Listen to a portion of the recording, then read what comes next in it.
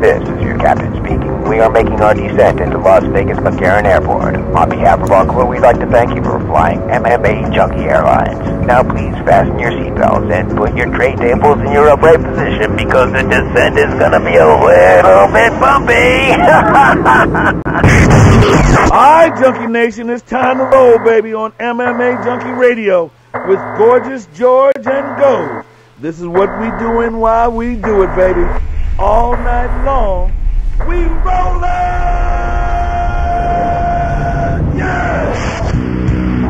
The MMAjunkie Radio revolution is upon us. Can you dig it? There's no escape. No escape. Through the vast frontier of cyberspace and through a sea of stars in outer space. One small step for man, one giant leap for mankind. We've solidified our combat communications stranglehold. We are controlling transmission. With the use of MMAjunkie Radio and SiriusXM satellite radio technology. MMAjunkie Radio. Commence transmission.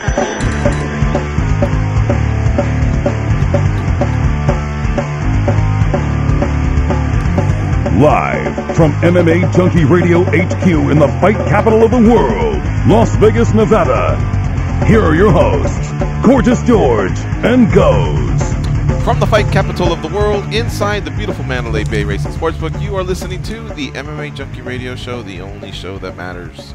I'm your host, Gorgeous George. With me, as always, is the devious and dastardly Goes, our ace co-host. To my left, the fight analyst, Dan, Tom, and back east, producing the show, Danny Otto. What's up, guys? What up? Co-host ain't here. Yeah. And when I talked to him, I met him the other day at Extreme Couture. He seemed like a really responsible fighter who was excited to be here. And I'm going to bust his chops. He really is a good guy. Chatted with him for a few minutes. But he seemed like the type of guy where I'm going to be there 20 minutes in advance because I just like knowing where I'm going to be, where I'm going to be seated, and, you know, especially with these big hotels. Yeah. And he is not there. But wait till I'll wait till he comes, and then I'll bust his chops, and then we'll figure out why he's running a little late. It'll be Kyle Stewart, who is 9-0. Yeah. He's 9-0 overall. He's fought at Dana White's Tuesday Night Contender Series. Got a win over Jason Jackson from formerly the Black Zillions. Now what are they called? Combat Club guys or something like that. Hard Knocks guys. Something, yeah. Those guys. So he won there. Got a finish. It's just that it was an injury type of finish. He was doing well though. And so he didn't get into the UFC. And remember, 9-0 shiny. It's a shiny record. He's also won at LFA. He's going to be fighting at Iron Boy 11, small showdown in Arizona. And that's on May 19th. He's hoping that with a win there, either maybe goes to LFA and gets another high-profile fight, or maybe Dana White Contender Series again, or maybe they just call him, man. He's, like, really, really anxious. He's at Extreme Couture for a few weeks, doing 3 weeks of camp. Now he's headed back to Arizona to finish that camp up. We'll also talk to Sarah Kaufman. Her and Katharina Lehner, hope I got that right, German young lady, who's undefeated, by the way. They will be mixing it up over at Invicta FC 29, and that takes place on Friday. UFC Fight Pass, of course, their marquee event. They are fighting for the vacant bantamweight title over at Invicta Fighting Championships. Yeah. What's her name? Yana Kunitskaya was the champion, and she, of course, came over to get obliterated by Cyborg. Sacrifice? At 45, by the way, yeah. Sacrifice, yeah. So that's why that title's vacant. 5 rounds, 25 minutes. Should be interesting. I've always been a big fan of Sarah Kaufman because I felt like she was one of the better boxers. Yeah. For all the female boxers that are out there, I mean, she throws great straight punches. Great combinations, too. Yeah. So, she'll be a guest of ours. And Kyle will get here at some point because when I texted him last, he was just a little bit lost. And I'm sure he's going to figure that out. In the casino? No, outside the casino. Hopefully he didn't. Inside the casino, I would accept. It's big, and maybe you're shy. You don't want to ask someone. Now I don't tell people because people would ask, "Where's the MMAjunkie Radio studio?" And just a handful of people know that we're really kind of hidden, a little bit, and there's just so many things going on. People don't know, even though we've been here almost 10 years. Yeah, hopefully he didn't get directions from the guy that Goes played earlier, Herbert from Family Guy. Yeah. Speaking of which, Iron Boy MMA sounds like an organization that maybe Herbert would run, right? Right. Yeah, how'd they get to that name? I don't know. I've never even heard of the organization till today. Hey, Japan has Smack Girl, so I mean, you can't really outdo that, right? Guys, every week when I look at all the events that have taken place all over the world, I see some crazy names that are out there. Right. Mostly acronyms: ACB, BCA, TV4, whatever. They're everywhere. There are some bizarre names, but the names that we used to see for many years: Rings, Shudo, Deep, no talent at all. No? They're all either in the UFC, obviously, Bellator. I can't say PFL because PFL just kind of hasn't done a show in like 7 months, so it's just not what I've been seeing. But soon, they'll have their events, their run of events, and they'll have some fighters that are recognizable. ACB and FNG out in Russia won championship, but other than maybe those 5 and the occasional M1, you ranked fighters just aren't on all these other shows, So there's a lot of them out there. So the fact that there was an Iron Boy, I didn't even bat an eye. I've seen them all. Yeah, KSW. I used to have a ranked middleweight. Khalidov, what was his name? Muhammad Khalidov. Yeah, he had a nice streak going. He had some recognizable UFC veterans under his belt, but it was just too much time had passed, man, and there's just other better fighters out there that are fighting against the best. Much respect to him. I guess he gets paid well out there, and he's a superstar, but the rankings talk about the best fighters in the world at that particular moment in that particular division. So just slowly but surely, they all get phased out. It's true. This weekend, we have Kyoji Horiguchi fighting at Ryzen. I think they're around FF6 is where they're at. I thought FNG was going to display Nikita Krylov, a ranked light heavyweight. But John was telling me that the fight might be off. Not the event, but the fight. So he won't be fighting. And we need fights out of these guys, or they'll fall out of the rankings. I couldn't believe the UFC let that guy go. They call him Al Capone. He was young. Had a good record. And him, Davis, Bader, like a lot of them, just left so quick. I'm like, dude, what are you guys doing? But whatever. And then the McCall's the one that's fighting Horiguchi. Yep. And Krylov had another opponent. I don't know who he is, but that opponent fell off, I believe. And then the other fighter outside of these major organizations that I have to keep an eye on because he's a ranked fighter, and his or her name escapes me, and that's why I'm continuing this long sentence with no end in sight. That fighter happens to go by the name of The Following? The Following. I think it was Sarah Kaufman, now that I think about it. It was Invicta, yeah. I knew there was 3 outside of the big shows that I needed to keep an eye on. So, yeah, Sarah Kaufman's ranked, I think, 11th in women's MMA bantamweight. All right, so I'll tell you what. It's not time yet for a commercial because we're going to structure the commercials a little bit different. If you want to join the conversation at any point, it is 866-522-2846. That is the number to call in. As far as like the latest news that's out there, Pettis and Chiesa was rebooked. You guys feel? Oh, by the way, for the Epic 226 card. I like it. Yeah. Yeah, it was a fight that I thought was interesting. I remember when we were breaking down that whole card. It was one of those fights where we were saying, this is gonna be a fun one. So I'm glad it got rebooked. What do you think happened? Do you think whatever Chiesa has going on with McGregor, you think that's just a private thing that settles itself and his career just keeps going? Yeah, I don't think it makes it to a courtroom. There's no way, there's no reason for him to have to wait for that to play out. I mean, unless they tell him something, unless an attorney pulls him aside and says, you know what, we can get ridiculous money. I don't think he can. The only thing I could think of. I don't think he can. The cut was a cut. He lost money that night. I think you're able to recover probably money that you lost that night, and if you were able to prove that, I don't know how you're going to do it, but the momentum you lost from possibly winning that night, if you can convince the judge you were going to win that night, amounts to this. Maybe there. I don't Damages. know. There probably has to just be a quick settlement number out there, and then they all move Which on. I would think it'll happen with all of them. would just Because Conor doesn't want those legal troubles. He likes to fight in New York. He likes to fight in he likes to fight in the United States, but he just, he'll just have to pay up because that was the worst executed gangster plan ever. Are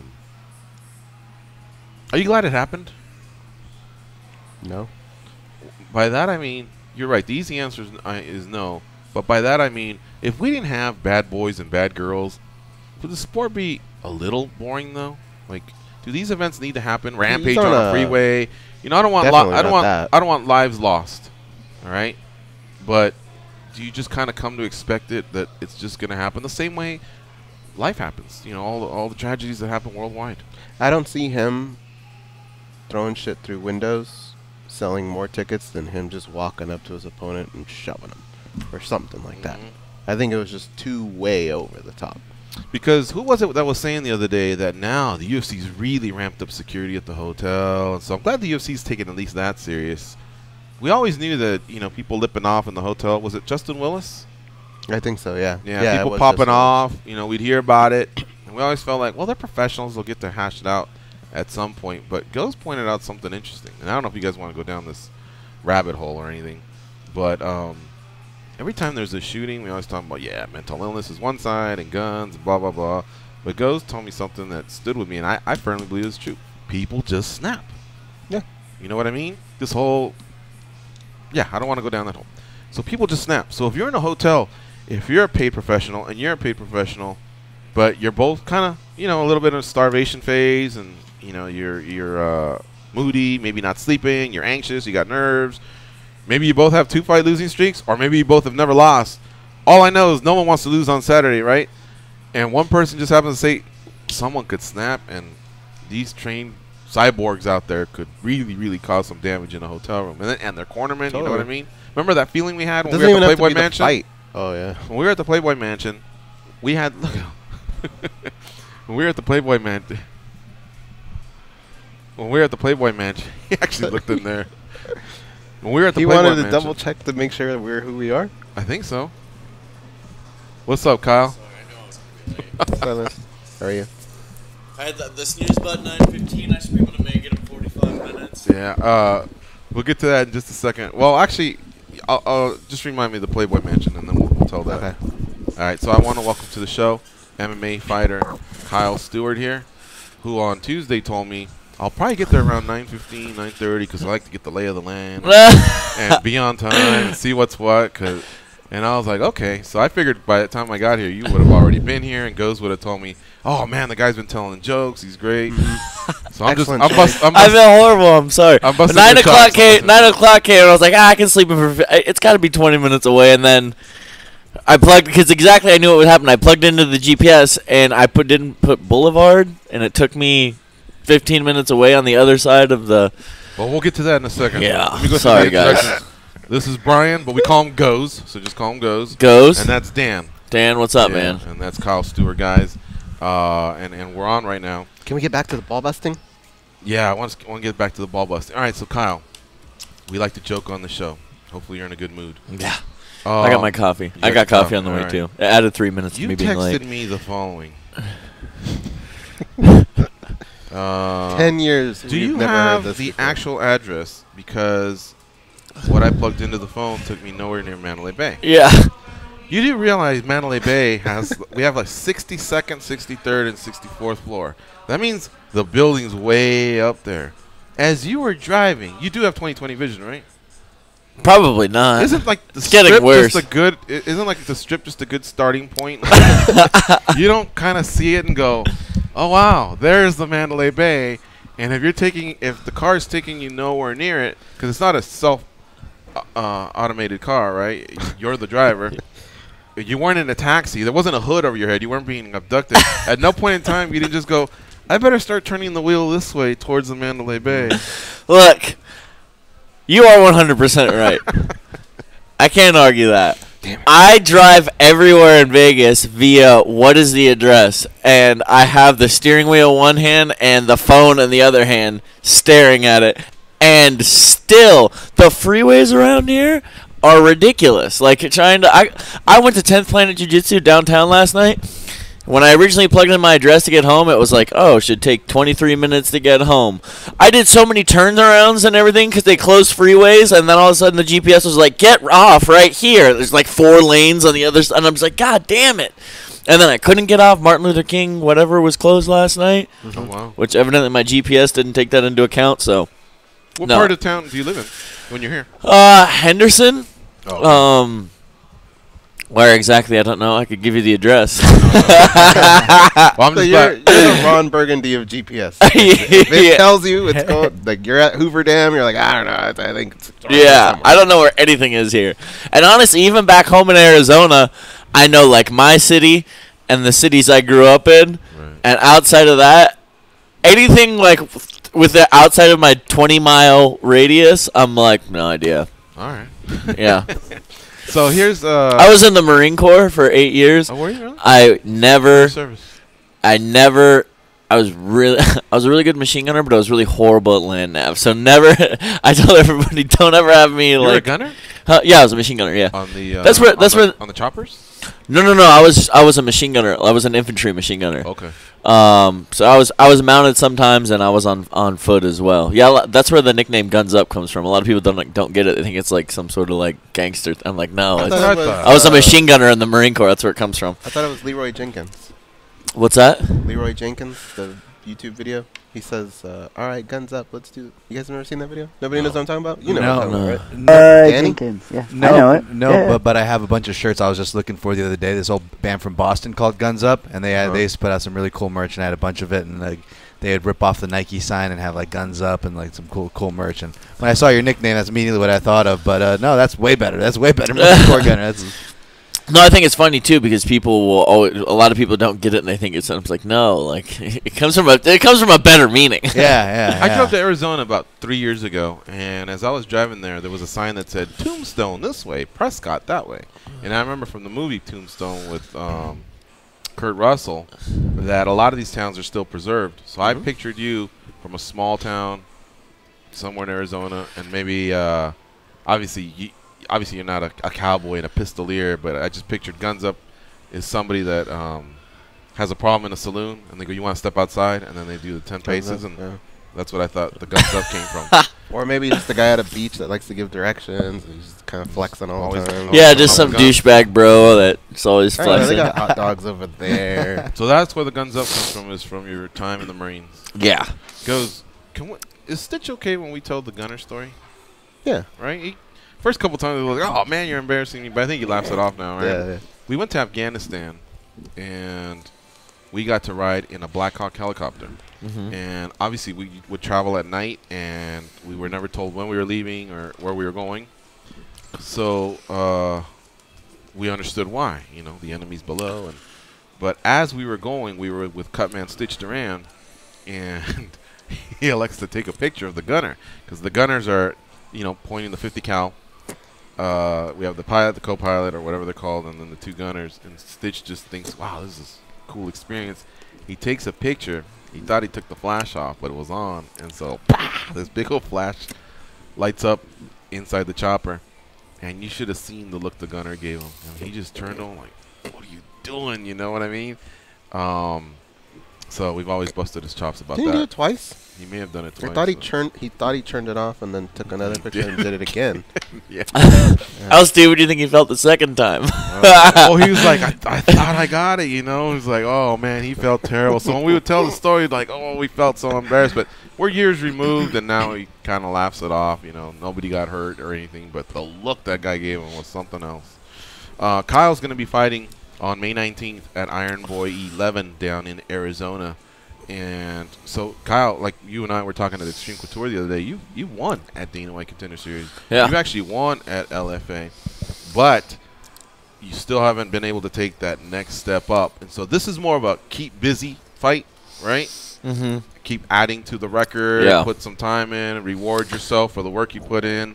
Meanwhile, Because I think right away someone would say, well, Contender Series is coming up in June, and LFA has shows all the time. Why not just continue with them? Why this show? So there was a bunch of talks with me and my manager about what our next opportunity was. It was basically waiting on the LFA or waiting on the Contender Series, and I'm 29 years old. I ain't got time to wait around on somebody else. I can't wait on an opportunity to fall into my lap. You know, I got to keep fighting. I'm 9-0 right now. And 9-1 as an amateur. Yeah, pretty good, man. Yeah. Really good, actually. I'm 9-0 right now as a pro, and I don't have the time to wait around, like I said, on the Contender Series, and it kind of sucks because to me it feels like I've taken steps backwards. You know, I'd stay positive, and I train and I train and I train and I train. I train 4, 5, 6 hours a day, even when I don't have a fight. So that way, when the opportunity comes, boom, I'm jumping on it. But it just feels like I've taken steps backwards because I fought on the Contenders, right? Then I fought and I didn't get picked. I fought in the LFA in the main event, and now I'm fighting in a local show. But I'm grateful. I'm grateful for the opportunity to stay busy and stay fighting and stay moving, you know. And but it's just at some point you really start saying, is there a light at the end of this tunnel? Does this exist? You know. And when it's like when you're 9-0 as a pro and you're seeing guys fight on the Contenders, that you're just like, and seeing guys that are getting called back to the Contenders, and you're like, why are they not calling me back? Or, you know, you're seeing guys that are gonna be on there competing, and it's like you're better than those guys. You know, it's just it's frustrating, but you know you gotta. I was telling my manager yesterday, I was like, or the other day, I was just complaining because, like, I'll complain to him and I'll just, you know, I'll be like, I just need to stop being a little bitch and keep training. Well, you know, I was at Extreme Couture, and this time I just went just to watch, you know what I mean? And I was towards the end of the bleachers there, and the reason I say is because I go for rehab as well on my knee. So that day I was just there to watch. And the guys, you know, in between the work that they were doing, they'd come over and get some water. And so I don't know if you call it eavesdropping or I was just right there. And he's talking to another guy. It was, I think, a Russian fella. Maybe. Yeah. And then he asked him, "What's your record?" He goes, 9-0. And right away, I'm like Joe Silva, the former talent relations guy, matchmaker for the UFC. I perk up like 9-0, and he goes 9-0, and then somehow they got to the amateur record 9-1. And trust me, man, we've broadcasted amateur fights. We've seen. I mean, those are competitive as well too. So to be 9-1 as an amateur and 9-0 as a pro, I was like, I have to ask. And usually I don't do that because Eric Nixick, the general manager, Dennis Davis, the head coach, they're really cool in allowing us to come and just watch. And at the same time, we're also cool, and we don't really talk much about what we see and things like that. So I was just trying to go mind my business. But I had to know. I was like, who's this dude? Because your face was recognizable. And then he told me Dana White Contender Series, and then I remember Jason Jackson. And it's, I don't know. It's amazing to me that you haven't been able to catch a break. I also reality show, too, and didn't catch a break there either when they decided to go with featherweight and lightweights. Yeah. I also, I fight in the 170-pound division.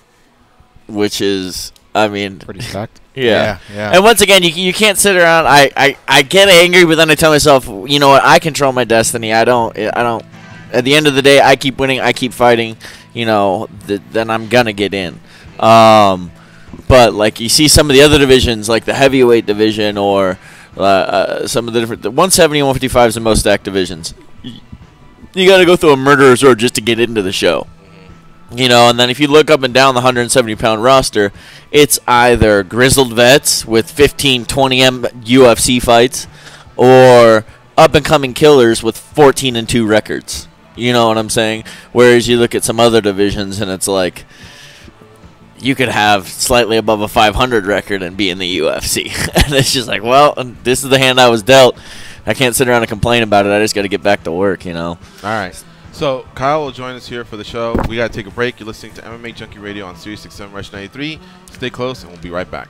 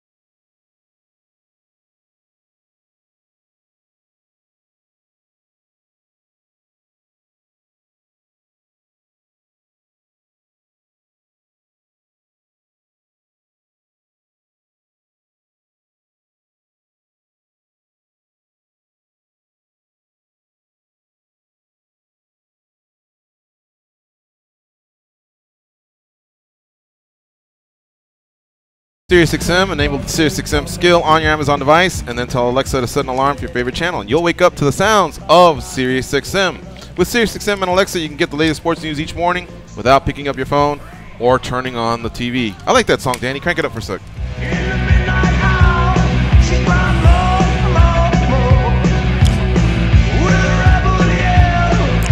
Is there going to be a link that I can post this online?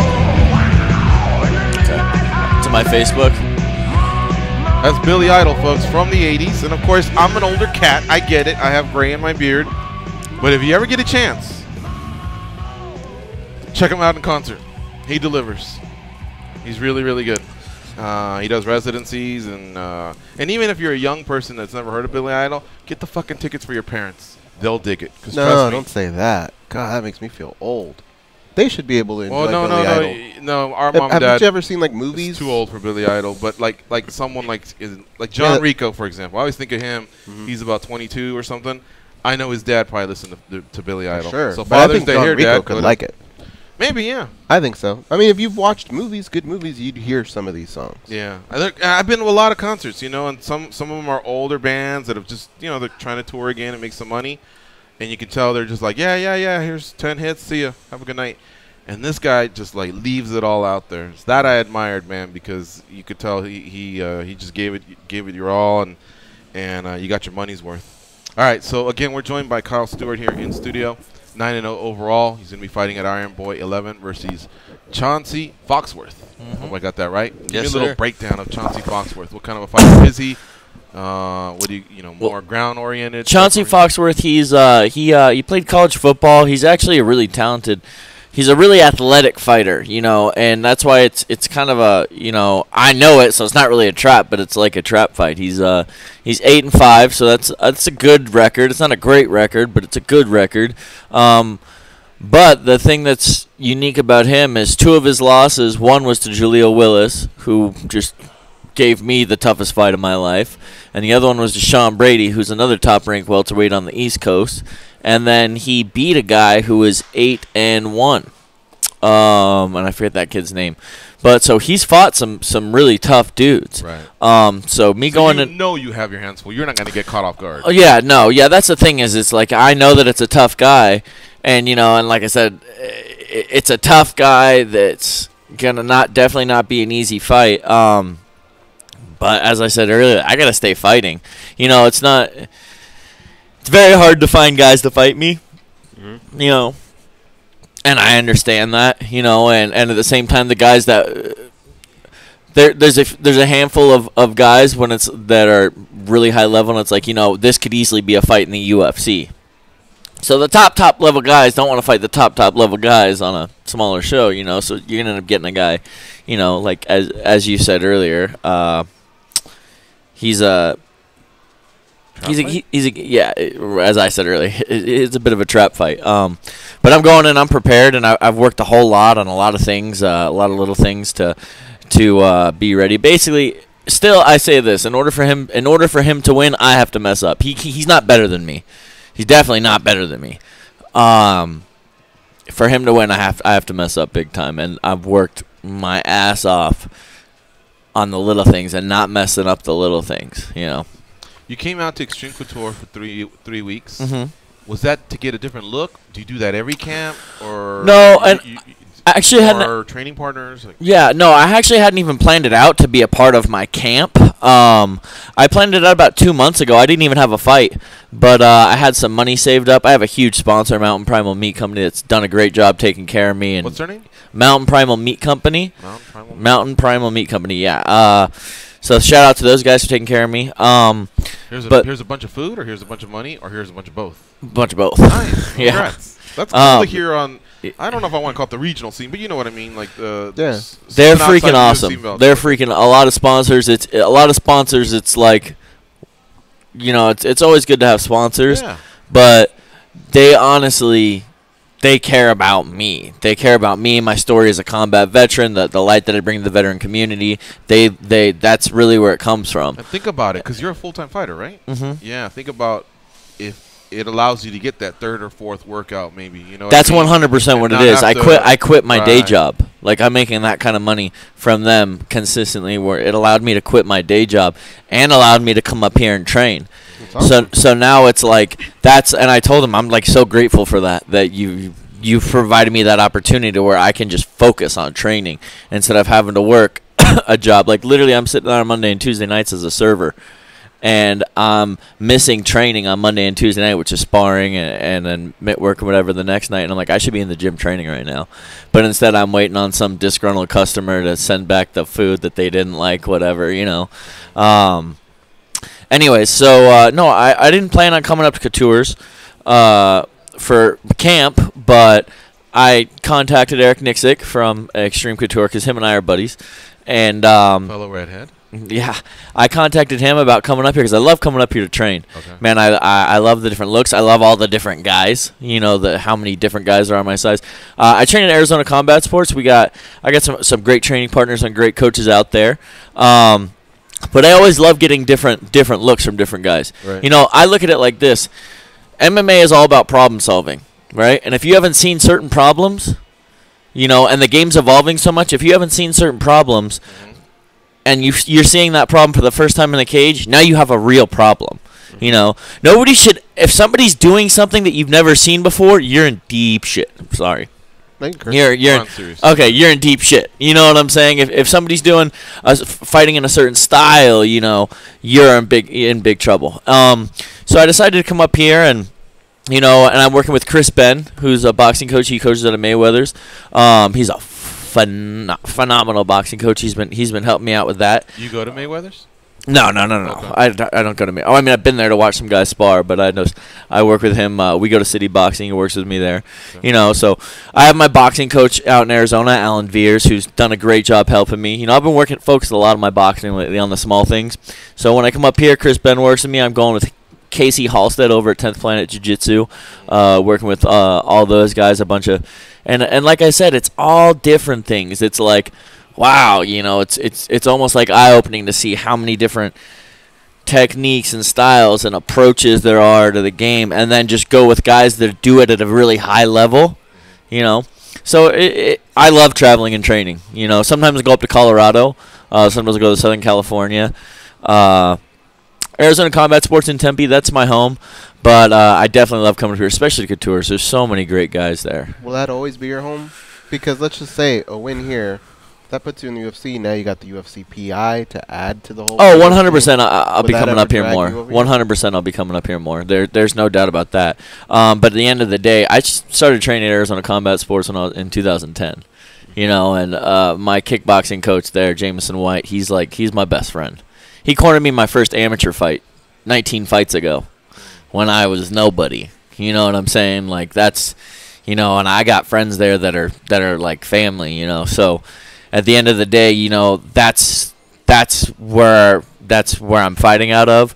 But I'm not going to not travel and train and see. I'm not going to be blind to the rest of the MMA world because of that, you know. And my coaches understand. We've talked about it before, and I've been like, look, like I get a different look. I get, you know, see this different approach. But at the same time, I'm not going to train everywhere. You know what I'm saying? I'm not going to be one of those guys that's just like, pop, pop, I'm going to go to all these different places, you know. And so that's why I really like Couture. I have a good relationship with the people at Couture, a lot of the people. And now I've been there so many times throughout, like, the past year or so that people kind of know who I am now. So I walk in, it doesn't feel weird. It doesn't feel awkward. You know, I'm friendly with everybody there. And, yeah, it's a great environment. So I think for sure I have a place to roll up here, 10th Planet, Casey Halstead. I got a place to continue working on my boxing with Chris Ben. I have Extreme Couture where, you know, everybody's awesome. The techniques, there's a lot of high-level UFC guys there, a lot of great wrestling, a lot of great striking. They got Dwayne Bang Muay Thai there, so it's great to go there. And then I go back to Arizona, and I'll finish up my camp. I got 2 weeks left. And the Arizona Combat Sports. What's that? They'll corner you on May 19th. Oh, yeah. They'll corner you for all your fights? Yeah, okay. Yeah. Now we're talking down the road. Obviously, I'll always have I'll always have Arizona Combat Sports is where I'm fighting out of. And, but that doesn't mean that I wouldn't, down the road, say I spend more time here, have, like, somebody here in my corner as well. You know what I'm saying? Just depending on who's really working with me at that time, But at the end of the day, I mean, that's just, I've been there so long that, like, that's, and somebody comes from, like, the Marine Corps, like, that's, without them, I wouldn't be here. Without them, I wouldn't be 9-1 as an amateur, 9-0 as a pro. That's for sure. Okay. Well, our next guest is ready to go. So, Kyle, you can co-host with us if you'd like. We got to talk to a former Strikeforce bantamweight champ and former UFC veteran, and now currently fighting at Invicta, headlining Invicta Fighting Championships 29. She'll be in the main event versus Katharina Lehner, and they'll be fighting for the vacant bantamweight title. Joining us now is Sarah Kaufman. Hi, Sarah. How you doing? Oh, I'm doing great. How are you? Awesome. Thanks for joining us here on MMA Junkie Radio again. It's been a minute, but we're glad to have you. And this is a big fight coming up for you on Friday night. And I'm sure you know this by now, but Invicta, man, that's the #1 show on Fight Pass. Yeah, I mean, Invicta's amazing. Everything they do is, great products, great cards. I actually love that their cards don't have, like, 27 fights on them. Like somewhere between 8, 9, 10 fights. Good quality fights with, really deserving women. And they really showcase the athletes and showcase such a great product. And I'm definitely looking forward to headlining the show and taking home a third title here. Sarah, we've talked to you when you were when you weren't a champion, so you were coming up. But now you've been a champion and you've had, lots of great wins in your career. And now you got a young, hungry, we'll say a lioness coming your way. So now, like, the roles have reversed. How do you feel about that? And do you think about that? The way that the roles have changed. You used to hunt a lot of the veterans, and now I'm sure she's pretty ecstatic to be fighting, a fighter of your caliber. It's funny because I mean, I know that that's true. I remember being 6-0, 7-0, and being like, oh, I'm going to fight this girl, and she's had so many fights. But I still feel that. Like, I still feel hungry, and to me it's looking at, like, I'm fighting this girl who's coming in. She's undefeated. She's willing to take the fight, which I can't say for everybody. I've had a lot of time struggling to get opponents, and I know that she's going to come in game. She's going to show up, and she really is going to, try and take it from me, and I'm trying to take it from her. So I feel great about it, but I still have that hunger and that feeling of trying to prove myself each and every time, because I think there's, regardless of how well you've done and what you've done in the past, reality is that is the past. And so it's MMA is about what have you done literally yesterday, not what have you done a month ago, what have you done 5 months ago, what was your last big win. It's literally what you've done yesterday. And so that's kind of how I look at it, is make every opportunity the most of it. And I feel like I've kind of turned a new leaf in that sense and mentally freed myself to enjoy that and to embrace that side of it now. Now, fighters are a confident bunch. I mean, you have to step into a cage or a ring, in front of thousands in an arena and millions at home. You have to have that swag. But how do you make sure that you're not overconfident, and even though you've accomplished a lot in the sport, you don't get caught slipping by the younger, less experienced fighter? I would say that I am perpetually underconfident, so that's not usually something that that I feel like I struggle with. I don't ever go in thinking this is going to be a walk in the park. This is going to be the easiest fight of my life. This is going to be someone that I don't have to think about. And so I actually have been working really hard on trying to have a positive mindset and voicing to the world what I believe inside to be true, but I generally have that realistic side of, like, well, they could win or they could do this. They're really good. So I would say I'm perpetually underconfident, but I'm working on definitely, allowing myself to have the confidence that my training, and my fighting has kind of earned me, given that I've been doing it for so long and that I am in the gym literally every single day. Sundays I still work out even if I'm not at the gym. And so I've never given up on trying to better myself, which I think is a product of not wanting someone else to be better than me and to feel like I've shown up to a fight where I've kind of half-assed it in training. So I definitely am working on the confidence. So I feel like overconfidence isn't really where that slip-up happens for me. It's more just showing up on the day. Sarah Kaufman, our guest here on MMA Junkie Radio, she will be headlining Invicta FC 29 versus Katharina Lehner. They'll be fighting for the vacant bantamweight title. It was vacated by Yana Kunitskaya, who moved over to the UFC. Sarah Kaufman, 19-4 overall. Of those 19 wins, 10 are finishes by KO. So you do not turn away when Sarah Kaufman's out there with them lethal hands of hers, with wins over Jessica Rose Clark and Leslie Smith in the last couple of years. All right, Goes, what do you have for Sarah Kaufman? Well, it's interesting you bring up those finishes, because that's one thing that I was looking at when I was looking at both girls.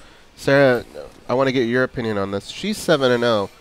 What do you think of her 7-0, her opponents and her road to where she's at? Because I look at yours, and you face some pretty tough girls, and your first 8 fights were all finishes. Yeah, I haven't honestly looked too much. There isn't a ton of footage. I mean, I watched her fight when she fought in Invicta, so I've seen that fight. But aside from that, there isn't a ton of footage, so I literally expect her to come in and really bring it to me. I expect her to kind of create somewhat of a dogfight. And maybe she doesn't, maybe she does, but I'm definitely prepared for kind of like the biggest barrage and the most strength. And I feel like if I prepare that way, then, there's not going to be too many surprises when it comes time to fight. But, I do know that some of her opponents haven't had, that many fights or, it's making their debut. And that's all part of it. I mean, when I first fought, my first couple of fights, you're fighting someone who's 0-0 or 0-1 or 1-0 to build yourself up. And that doesn't reflect on the fact that you're not worthy of having a championship fight or worthy of having a world title. But it's, it is a little bit harder to try and gauge where she's really at, given that I haven't known a lot of her opponents that she's already fought. So I just don't really have a read on what that actually looks like in that 7-0. Sorry to interrupt there. Our fight analyst, Dan Tom, has a question for you. Dan, what do you have for Sarah Kaufman? Hey, Sarah. I know you've done work up in Canada, obviously, where you're from, but obviously you've also done work training camp-wise with Rufus Sport in Milwaukee. Can you talk about that and working with Duke and how that's been? Have you felt any new clicks in the game or anything maybe more coming to life? It's been awesome. I've, of course, always been up in Canada with Adam at Zuma. My same strength coach, condition coach, Tyler Goodale. I have amazing wrestling coaches. I have Mike, Michael, and Steve. And so I'm really fortunate that I have all of that where I'm from. But working with the Rufus team and with Duke and with Scott and Dan down there, it's the same but different. It's a different energy, but the same energy. It's just good to put myself out there. And it's funny because Adam can tell me something for like 10 years. Hey, do this. And I'll be like, okay, I'm doing it. And he's like, you're not doing it. I'm like, I'm trying to do it. I swear, I'm not ignoring you. And then you can go somewhere else and Duke can say, hey, do this. And it's literally the exact same thing or like the same thing said in a different way. And for whatever reason, it clicks. So I feel like going down there has really opened myself up, and allowed me to loosen up and to bring out different things that are all still the same me. So I feel really good about it. I feel, Duke is very, very focused on like a champion mindset, and, everyone down there has that same attitude. And so I think that in itself, just being there and being around that, is really conducive to a positive mindset for myself, which is always something that, I can better. That's awesome to hear. Just one follow-up on something you said earlier as well. Obviously, you have a great resume from early to recently in your career. There's no questions there. But do you think there's any other reasons that you said that you had struggles getting fights? Do you think there's any more to that than maybe that you're just a tough fighter? I think that there are quite a few factors for that. I think it comes down to partially timing for when I won fights and who I lost to, and having lost to Ronda, I was then in a position to, with the UFC, not get fights, given that I would beat the girl that they wanted to then fight Ronda. You know, kind of in this weird spider web of what MMA is and MMA math, that the potential for me to beat someone who they then wanted to fight Ronda was high, so then I wouldn't be able to even get offered those fights.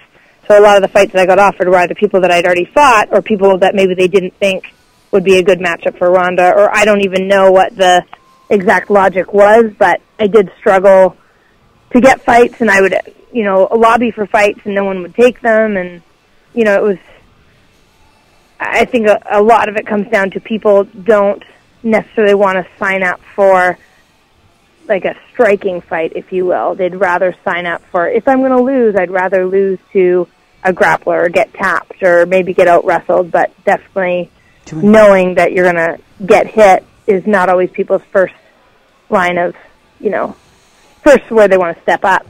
So I think it was partially that, and just that's life, and, you know, it's really, as I say, it was all timing, and I feel like now is my time to just do what I want, feel great in there, and let my performances speak for themselves. I would definitely, I mean, you mentioned I had 8 finishes and 8 wins. I would definitely like a finish, so I'm trying to, again, allow myself to be free enough that when those opportunities come, to take a little bit more of a calculated risk versus, you know, playing it safe and allow those finishes to come to fruition as they happen. Well, we're only 48 hours, or just a little over 48 hours away from seeing it all go down. Invicta FC 29 with a headline bout of Sarah Kaufman, former Strikeforce bantamweight champion, versus Katharina Lehner. That will be your main event, and it's going to be a great time.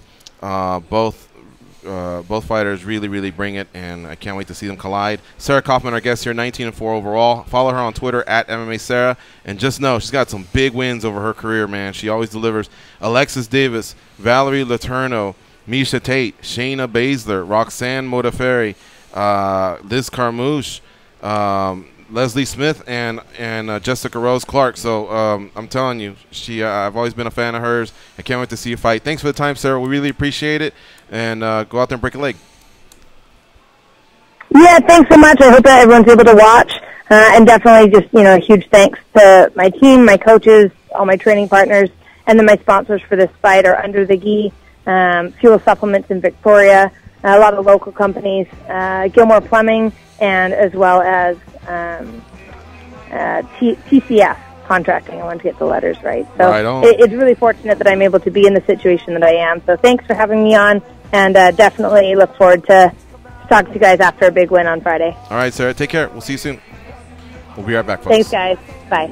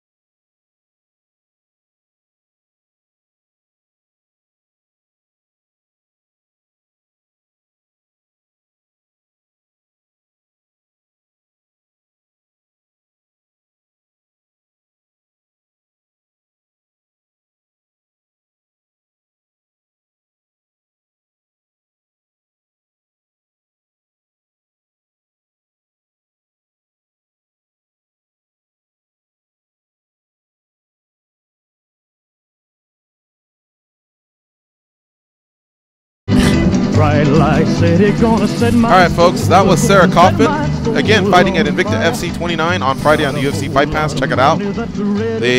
She, along with Katharina Lehner, her opponent, they will be fighting for the vacant title in the bantamweight division, 135 pounds. She's a former Strikeforce champ, UFC veteran. I already went over her decorated wins. She's got good hands. It's always fun to watch her. Her opponent is undefeated, and they will be going 5 rounds, 25 minutes. Unless it's a finish, obviously. This is Kyle Stewart. He's our co-host for the day. We are up against the clock, so we just kind of let the commercials jumble up there a little bit. So we're going to take this quick break, come back, start the second hour. I already warned Kyle Stewart he should have a good street fight story. And then, of course, we'll find out more about the former Marine, current 9-0 fighter, 9-1 as an amateur. Why isn't he in the UFC? I don't know. Well, we kind of already covered that. You'll have to rewind and check that part out. But still, he's got a fight coming up. Could put him at 10-0. And then the UFC is going to have their backs to the wall. Then they have Contender Series coming up.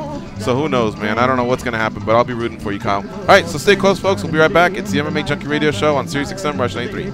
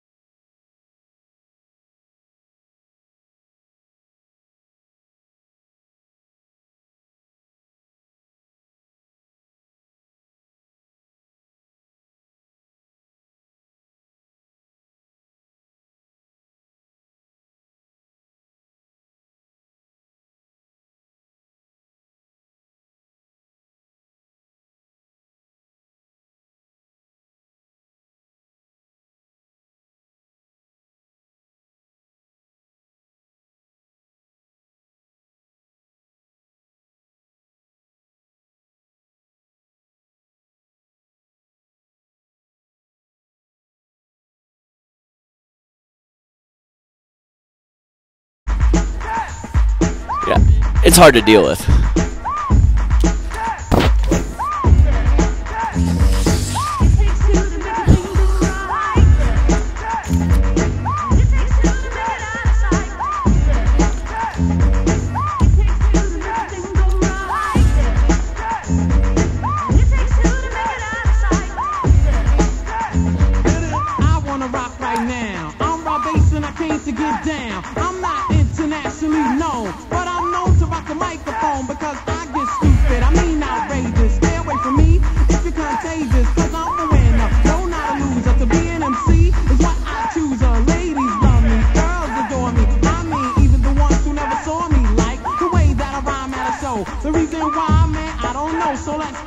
All right, here we go. It's the second hour of the MMA Junkie Radio Show. We have Kyle Stewart here co-hosting with us, 9-0 in his career as a professional fighter. 9-1 as an amateur fighter, looking to get to 10-0. Excuse me. He will be fighting on May 19th at Iron Boy 11 versus Chauncey Foxworth. We learned a little bit more about his opponent earlier in the show.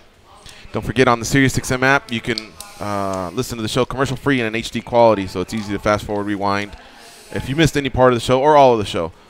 All right, Kyle, let's get to the point here that is one of my favorites. I like to ask the in-studio guests a good street fight story. A good street fight story. All right, so I was probably 16 at the time, and I was at the movie theater in Arizona, and I was. The movie? I don't even remember. Okay. I was with a girl though. No, I don't even remember what we saw. It was something stupid. Matinee or at night? No. It was like one of those where we're 16 and we're watching a movie. We're not really paying attention to what's going on in the movie. If you're getting what I'm saying, and I'm 16, so I'm just like, yeah, fuck this movie. You're eating popcorn, right? Yeah, exactly. Yeah, we were just eating popcorn. So she had when the movie was over, she had just left. And so I'm walking around waiting for my brother to come pick me up and take me home. You were in the lobby of the theater? No. We were outside. Okay. I was outside. So she had already taken off and gone home, and I didn't drive. I wasn't driving, so I was waiting for my brother to come pick me up. And I'm walking to Walmart because it's open. I'm walking to Walmart, and there's like these three cholos sitting on this little table, and I'm kind of retarded sometimes. Like, I'll stare. You know when you stare at people and you don't even realize that you're staring at people, right? So, like, I'm, like, walking and I'm just staring. And this dude's like, and I'm not even paying attention. And he just, like, the fuck you looking at? And I was like, my immediate response, like I said, I'm retarded.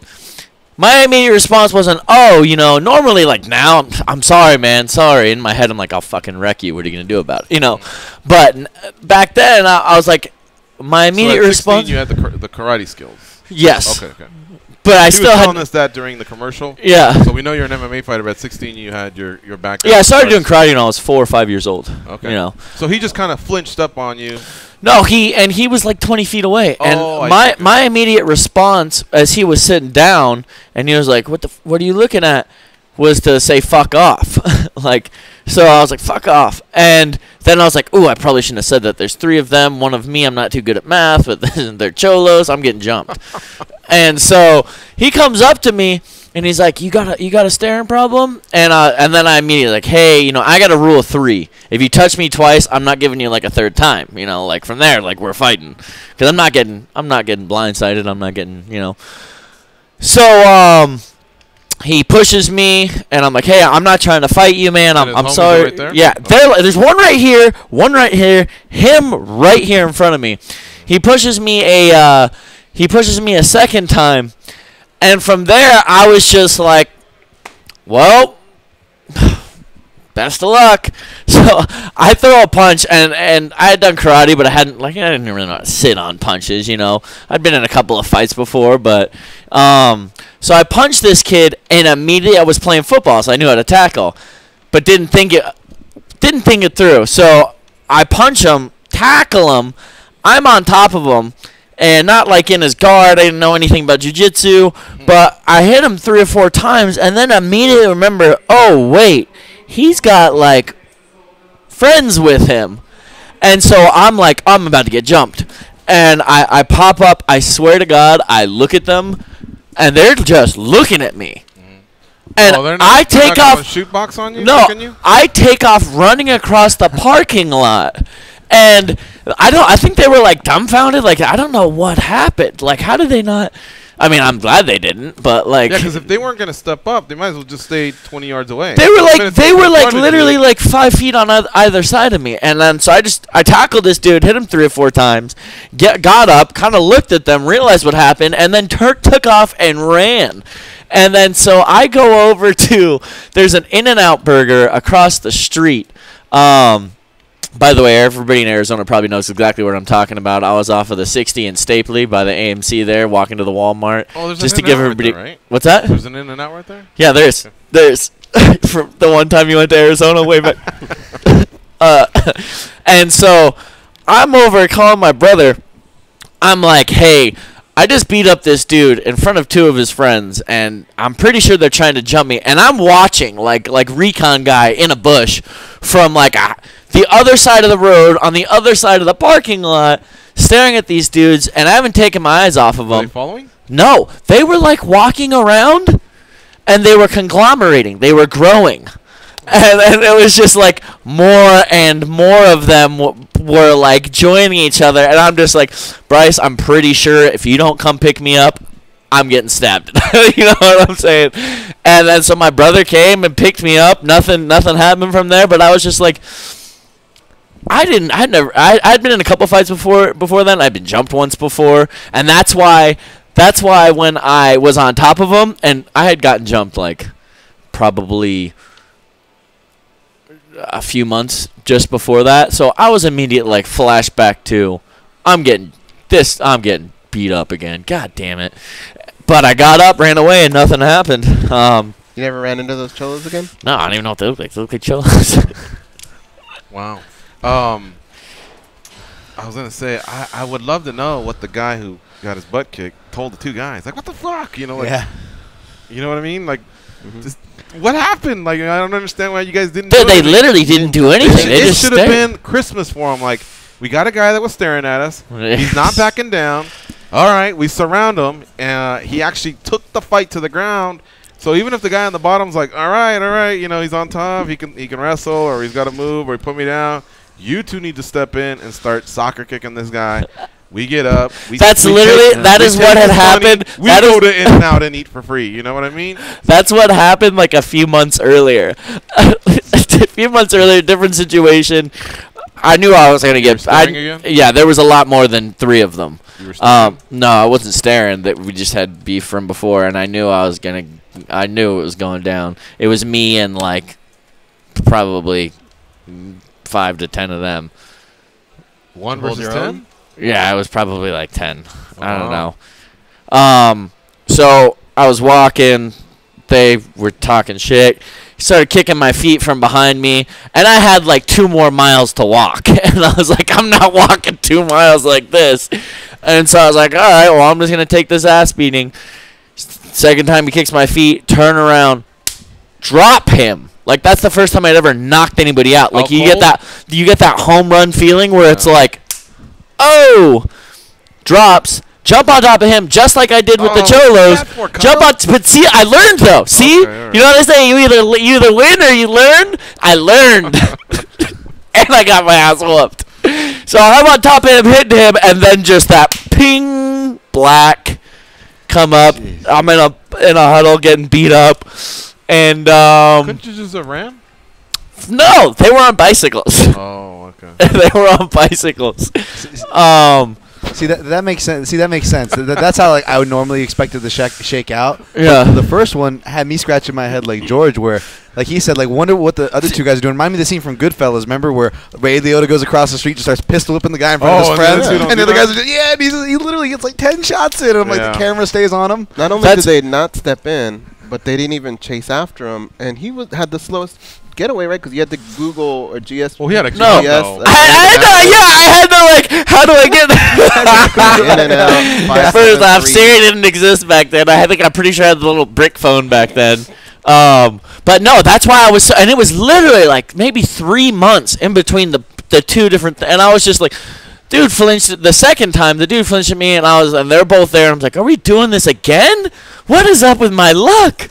You know, and. Could imagine that. You've seen Goodfellas, right? You've seen that, right? He had a gun, though, Dan. You did. That's so true. The other 2 guys go, don't shoot, remember? That's true. Yeah, that's true. That's true. That's a tough one. But that would have been a glorious one-shot, though. Just following Kyle from the movie theater parking lot over Cholo fight, then just all of a sudden it's a one-shot. And I was so stupid. Literally, the parking lot is right here. Here's the Walmart. Here's where I beat the dude up. I ran straight across this open parking lot to an In-N-Out. Like, I wasn't even tactical about it. Like, it wouldn't have been hard to find me. You know what I'm saying? They're like multiplying like gremlins. I was like, I'm so fucked. That's how Cholos work. Yeah, that's how Cholos work. I've been dying to ask you this. How did you not get a brain freeze? You took some of the biggest slurps of that coffee. You know what? Somebody commented. Somebody said something about me slurping, and I was like, "Oh, great! Here comes."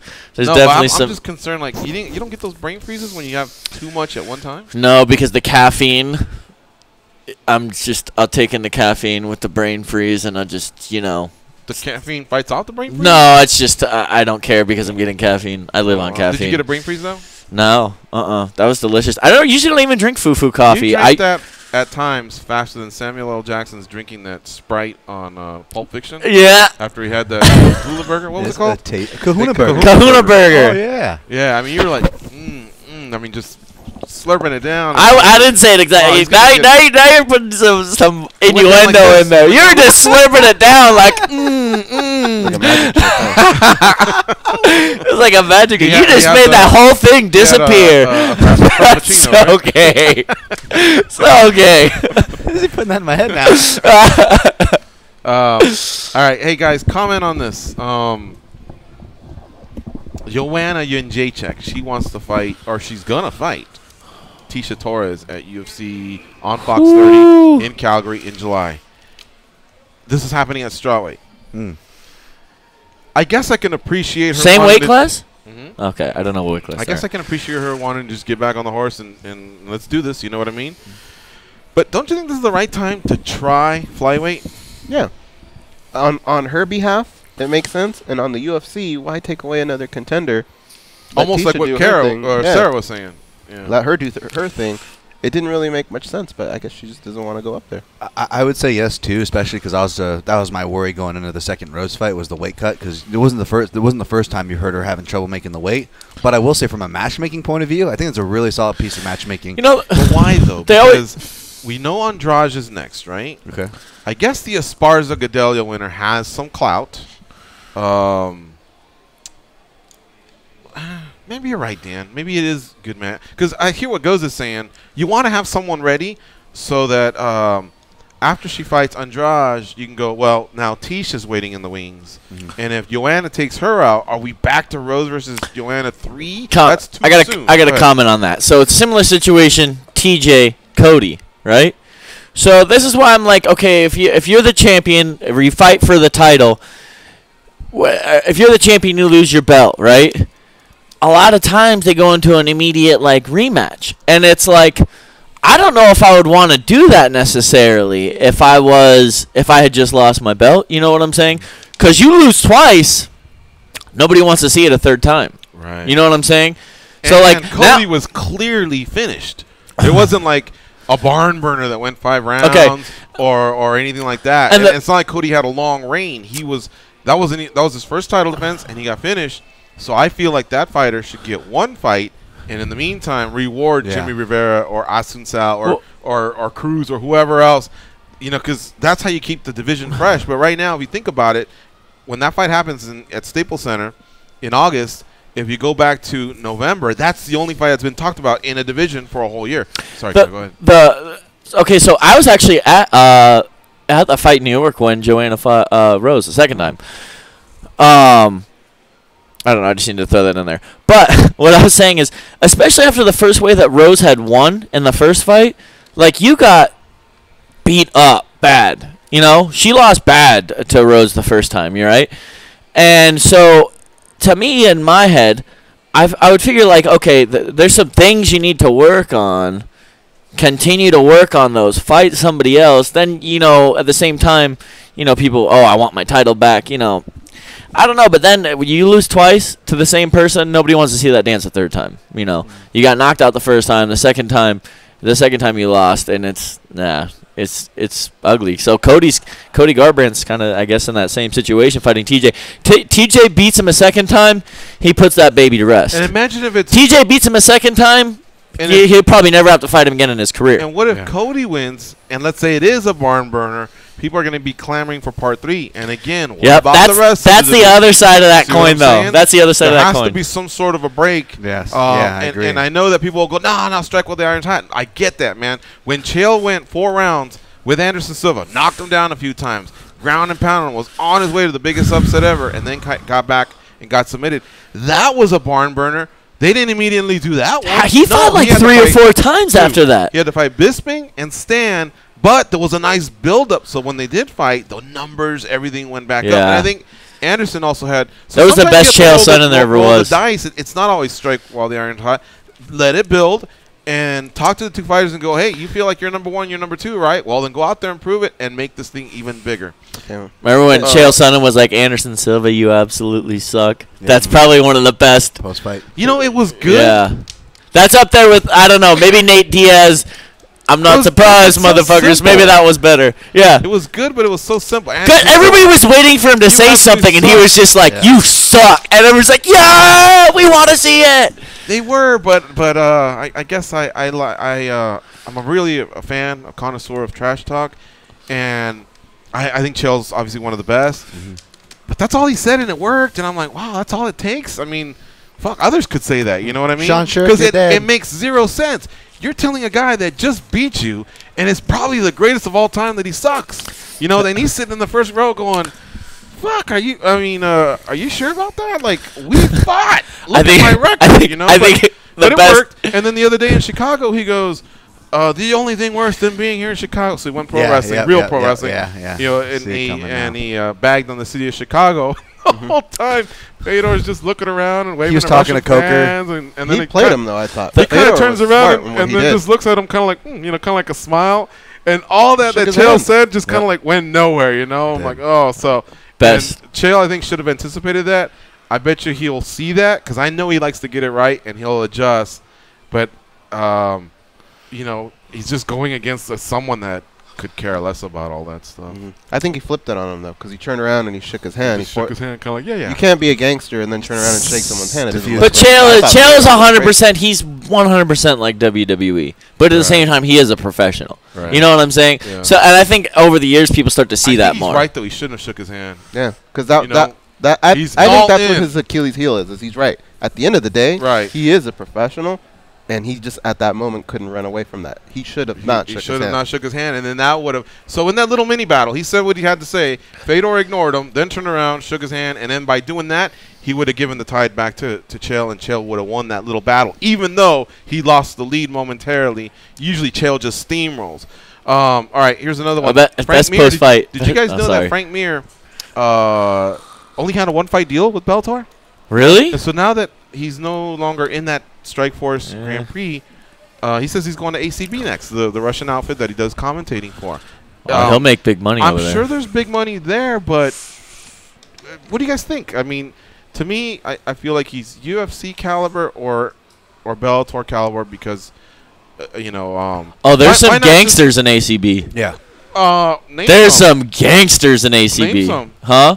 Name some heavyweight gangsters. The problem is the ones I want to name. Watch them fight, man. There's a Russian army out there of Sambo dudes you've never heard of. 14-0, 15-0. There's so many Khabibs in the world, it's ridiculous. Because they haven't proven themselves against the top guys. I like Vitaly Minikov, undefeated Russian fighter, former Bellator champ. I like Sergey Karatanov, but he got handled by Javier Ayala, who will be a guest of ours on Friday, by the way. So, you know, it's like you're doing great stuff out there, but you're not fighting the best. Maybe it's just part of an overall package. Hey, you're going to commentate for us. You're going to be a face of ours. You're going to fight for us. But I really wanted to maybe have a 3-fight Bellator. Take a fight like Roy Nelson's doing. He's fighting Mirko Krokop at Bellator 200. And then the winner could be an alternate if that tournament falls apart going forward. And you've seen in the past, injuries can happen. I thought Frank Mir could have positioned himself there. Maybe ride out the whole Bellator thing. But he says he's going to ACB next, so he must know something we don't. It has to do with dollar signs. No, I think 100% you're looking. You can say name some. Russian MMA in a nutshell is like, oh, look at there's a few ants coming from this ant pile. Move this rock. Oh, yeah. There are so many Russian Sambo badasses out there that nobody's ever something Magomed something like. I know. They are gangsters, man. Those dudes have been doing MMA since it's like one of their national sports. There's so many bad dudes coming from there. I think ACB.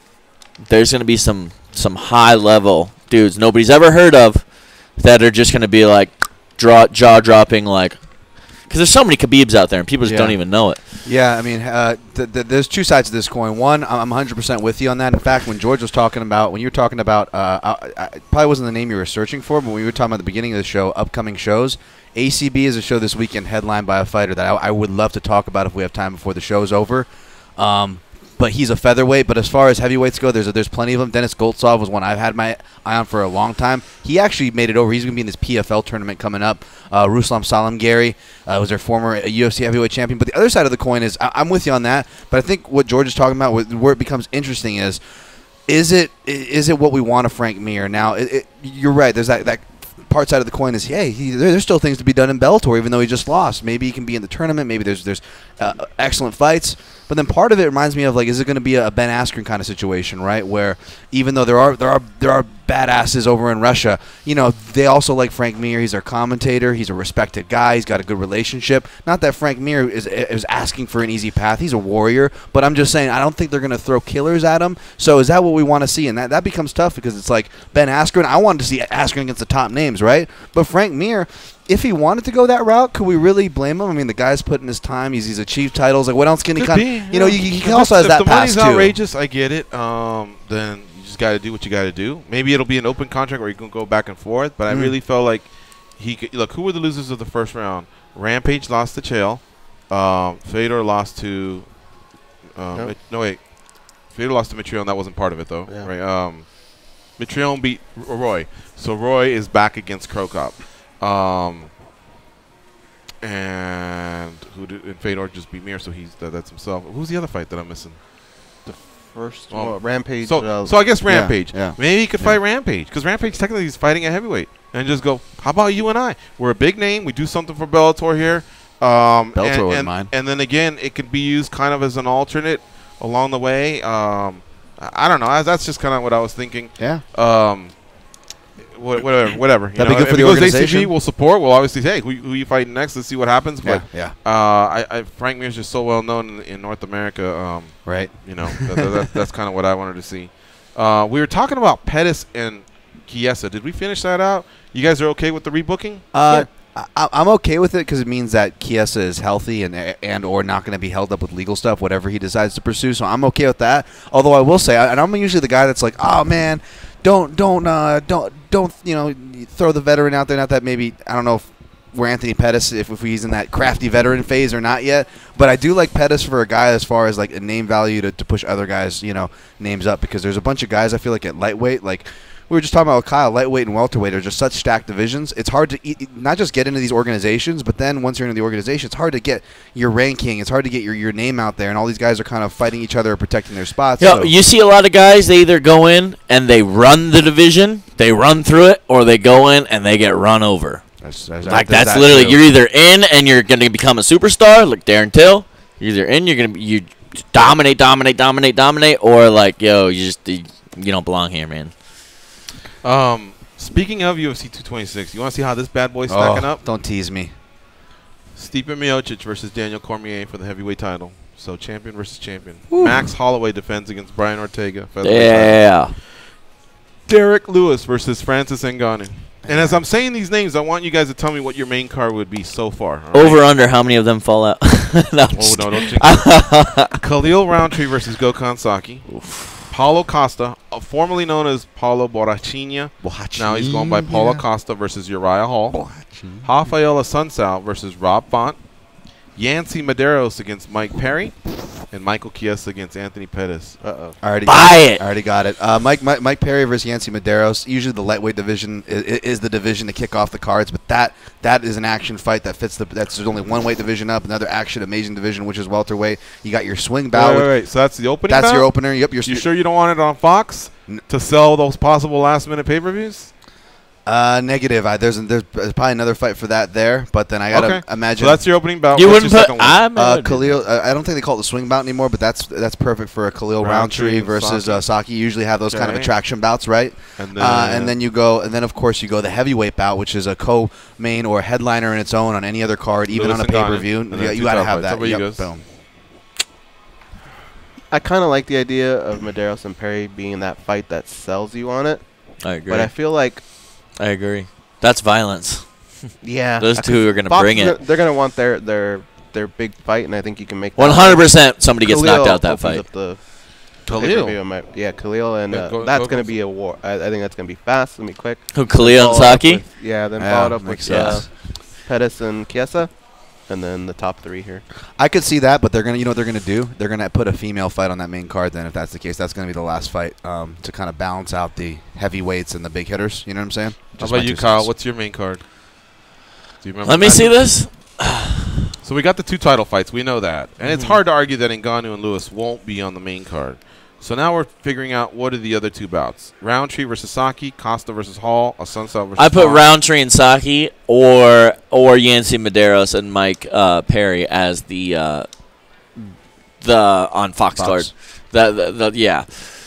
Because I would actually maybe do Perry. I would actually do Perry for sure. Perry and Medeiros, because I think Saki and Roundtree, they're both strikers, but there's levels to the striking.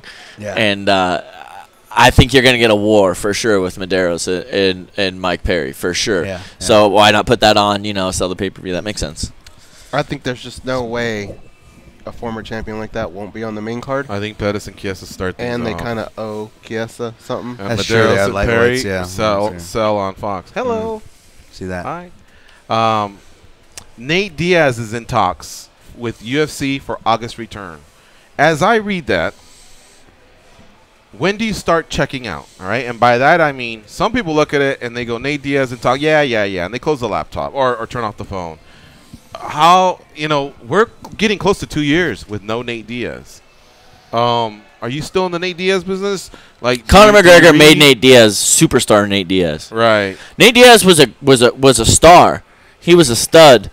But to be honest, people in the know, people knew Nate Diaz, and obviously he was Nate Diaz. But people in the know, real hardcore fans knew the Diaz brothers for sure. But you add Conor to that. Conor was the one that blew Nate Diaz up. That whole fight, everything. And Nate Diaz was the first one to beat Conor, which I called, by the way. And I called Conor to win the rematch. Anyways, so I think he made Nate Diaz who he was, who he is now, mega superstar, right? And so I'm not taking anything from Nate Diaz. He was a star. Conor made him, put him in the stratosphere, right? There's no denying that. So for him to, I understand him maybe wanting to wait on another Conor fight, but I think at the same time with everything, it's like, there's a lot of guys. Okay, Khabib beats Nate. I think Eddie Alvarez beats Nate. Well, Dos Anjos isn't there anymore, but he already beat Nate. There's a lot of guys at 155 that would beat Nate. And so when I hear people talk about Conor's returning and they want him to fight possibly Nate Diaz, it's like... Could Nate have beaten Tony Ferguson, guys? No, I don't think so. No. Nope. Just No, like that? I You don't think dismiss so. it like that? Yeah. Yeah, I think. I mean, you think if they're just on the feet, you don't think he has a good chance with his boxing? I think that is no more dismissing. I think that's what we just dismissed Nate is much less than everybody's been dismissing Tony for the lead up of all the Khabib fights that never happened. And when they hit the overlook ground, that. I think Tony's Nate can good. compete with Tony there too, right? I don't. Tony scrambles. Well, this is why I brought it up. I Mm. always felt like Nate was waiting too long for Conor, because I get it, man. It's a big payday. But at some point, when Conor wasn't fighting and Kevin Lee stepped up to fight Tony Ferguson, if Nate was available, he should have said, I'll fight Tony Ferguson. Because that would have made him the interim champ if he beat Tony Ferguson. And then if Conor doesn't come back, it makes him the undisputed champion. And that's when you start getting those pay-per-view draws. And if you're calling yourself a superstar, why are you hinging yourself on somebody else's coattail when you can make your own coattail? You know what I mean? That's exactly where I said I felt that. like he missed something there. That's why I brought up Conor made Nate. Yeah. Nate into who he is He's a because big it's name. like you need to keep fighting. You know, because the money he made with Conor and the money he made in the rematch with Conor, he's not making anywhere close to that. Fighting but anybody if other he's than the Conor. champ, when Exactly. Conor comes back and he gets to defend, he gets the points. Conor's still in the fight. And what if he wins? He will have beaten Conor in a title fight. He could be tremendous. The moral of the story, just like my situation, just keep fucking fighting. Fight whoever. We're closing in on 2 years.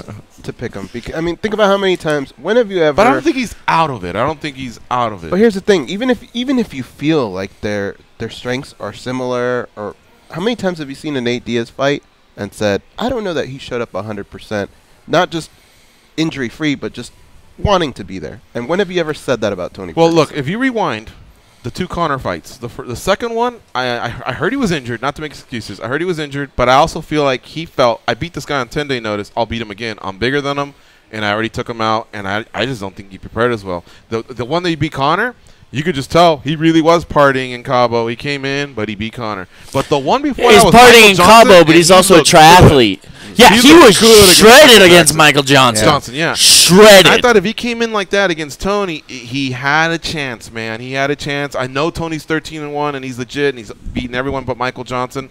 But be a fun fight. Yeah, you know, and that's why now he's coming back to Staples Center, and we're gonna get to that a little bit more of that when we come back. Let's take a quick break in the second hour here. You're listening to MMA Junkie Radio on Sirius XM Rush 93. Stay close. Also, if you want to call in, it's 866-522-2846.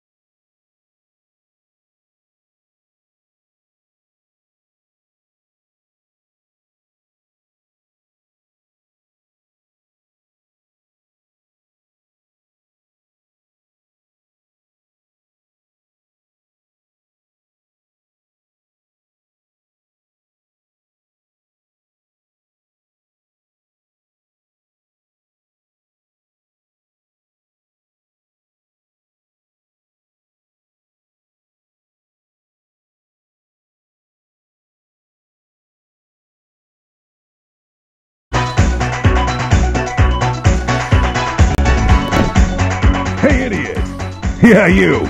Can you please tap that rather large fellow on the shoulder and tell him it's time for more MMA Junkie Radio with Gorgeous George and Goes?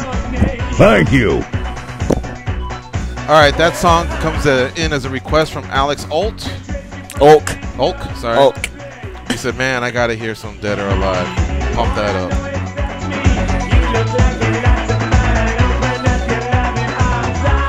Preparation for fantasy football season begins now on Fantasy Sports Radio. Listen to the top analysts tell you which NFL rookies will make an impact and which players you need to have on your fantasy football team in 2018 on Series 210 XM87 and on the Series 6M app. Plus, you get to hear the first fantasy football draft of the year on Series 6M on demand. Just search fantasy football. Congratulations to Real Madrid.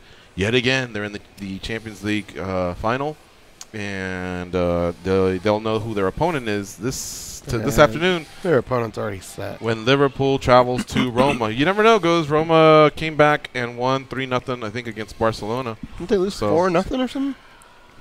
Yeah, but they came back and eliminated. They lost 4-1 and then beat Barcelona 3-0 at home. So when that's a 3-0 would take out Liverpool. You just never know in Champions League, man. And these scores are high, so anything can happen. All right, guys, it is time for the daily debate.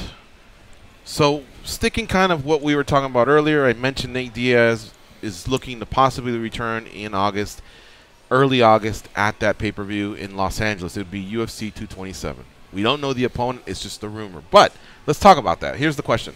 With Nate Diaz reportedly considering a UFC return, which of the following opponents would you most like to see him fight? You got 4 choices, and after we debate it, I'll tell you what the results are. Eddie Alvarez, Kevin Lee, Conor McGregor, Tyron Woodley. Dan, go first. I got to go with Alvarez there. Just for the simple fact, I mean, we're going back a couple years, but they did have some heat if we're looking for past storylines. They did have some heat backstage behind a fight at a post-fight interview. And Mexico, right? Yeah, when Mexico, Alvarez that's fought right. Melendez, Yep. Yeah. And you know, for Alvarez, it might not be the title shot that he wants, but if I'm somebody who, you know, said on a prior daily debate that Dustin Poirier deserves it over Eddie Alvarez, well, then Eddie Alvarez should deserve something nice, and I think Nate Diaz is a pretty nice matchup. Goes. If Dustin Poirier's next, add in Ramadan, and when Khabib is saying he would like to come back, which is like November, December, that is a long time for Kevin Lee to be on the shelf. I think Kevin Lee kind of makes sense here. It will give him a little time to buy, and then he'll be ready for the winner of whoever comes out. Undefeated MMA fighter Kyle Stewart. What's your thoughts? Nate Diaz, Justin Gaethje. Let's have you raise your mic. Nate Diaz, Justin Gaethje. Nate Diaz. He's not one of the 4 choices, though. I know, but that's what I want to see. I want to see 2 zombies stand in front of each other. You cannot tell me you wouldn't be screaming at the top of your lungs that whole fight. Time off, though? He just had 2 back-to-back battles. Yeah, August. I don't know, man. I'm going to go with Eddie Alvarez, and I'll tell you why. Even though Conor McGregor's one of the choices, I still consider him retired. Like, I just don't factor him in. And I consider Tyron Woodley the welterweight champ who's injured, and that's why we're having an interim champ. So I'm just throwing facts at you guys. So now we're left with Kevin Lee and Eddie Alvarez. And I also see Dustin Poirier being the most deserving of the shot to Khabib because, again, I'm treating Conor as retired, and Tony is a guy that's got to recover from a long, he's got an injury from a serious surgery that he had on his knee. And now we're left with Kevin Lee versus Eddie Alvarez. But you mentioned that heat that they had, Not that I think Kevin also checked, they've checked themselves back and forth. But I just think Eddie Alvarez hasn't fought.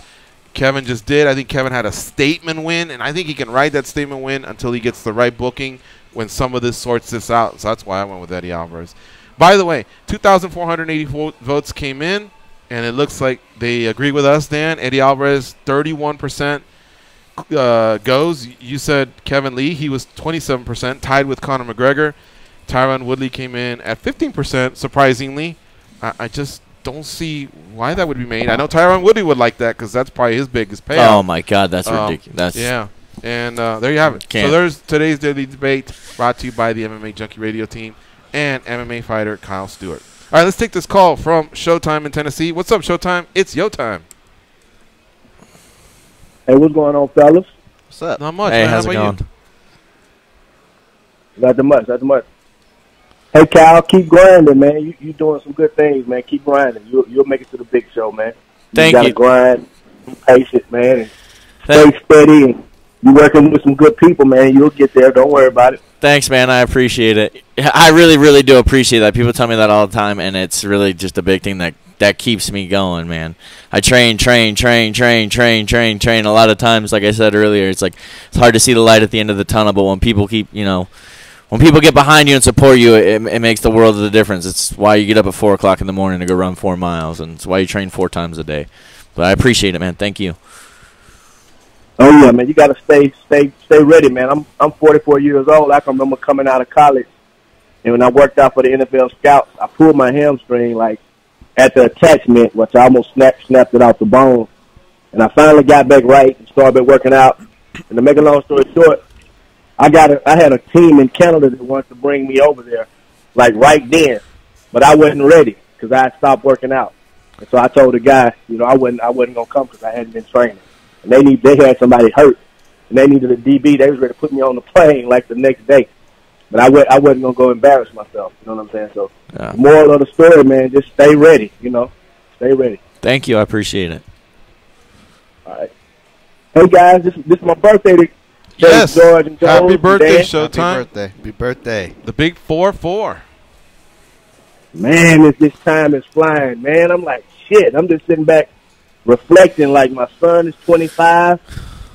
I can remember when I was 25, man. So time doesn't stand still for anybody, man. Is your son, what does he do? Does he work with you? Does he study, work? What's up? He actually drives a dump truck in Mississippi. Oh, so okay. He's in the truck, doing pretty well, man. I'm actually proud of him. He went to college and decided that college wasn't for him, so I said, you got 3 choices. You can get a trade, you can go to the military, or I'm going to kill you. And he told me, Dad of the year there. All right. Good stuff, Showtime. Anything else, my man? Man, you know what, man? I'm sitting here. I want to get in on the.